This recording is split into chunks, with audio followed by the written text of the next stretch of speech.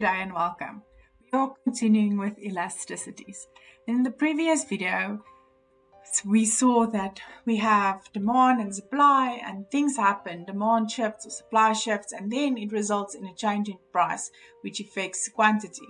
But with elasticity, we look at what and how sensitive producers and consumers are for that change in prices.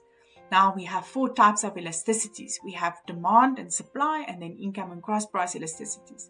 But for now, we are sticking with price elasticity of demand.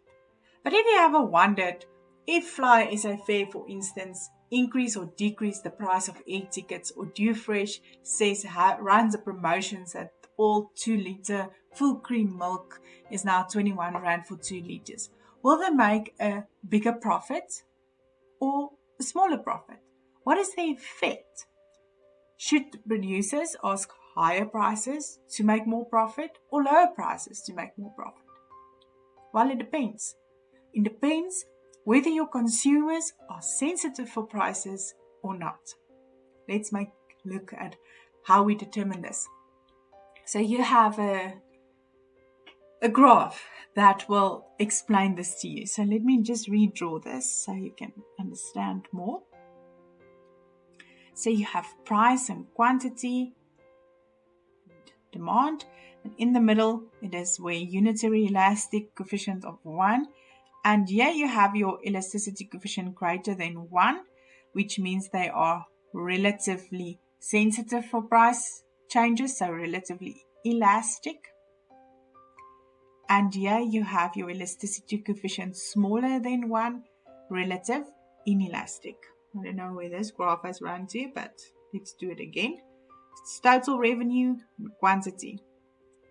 Let's just more or less see where's the middle of the line. And you have here your total revenue curve. So let's say if we are on this price with regards to relative elastic consumers. So this means that they are sensitive to price changes. What is the effect on total revenue?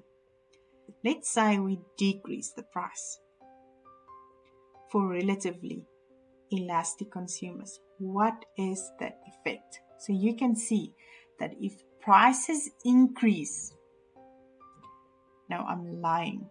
If prices are decreasing, as we did here, from the red line to the purple line, if prices decrease, quantity will increase, and this results in an increase in total revenue, which makes sense because if you are working with a consumer that is sensitive for prices and you decrease the price, they're going to buy more, and that will boost your income.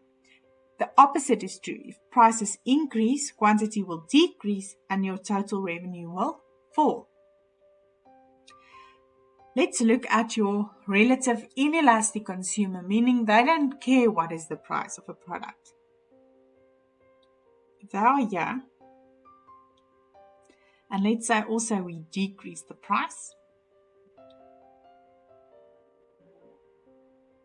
what happens to your total revenue? So if prices decrease, quantity will increase, but it will decrease your total revenue. Because these consumers do not care what price they pay, they will still buy it. So it's not very clever to ask a lower price for consumers who are willing to pay more for a certain product or service. If you increase the price, quantity will decrease, but your total revenue will increase. So it's very important to determine whether your consumers are price sensitive or not, because that's going to impact what price you're going to charge them, because it will impact your total revenue. So this is what we call price strategy.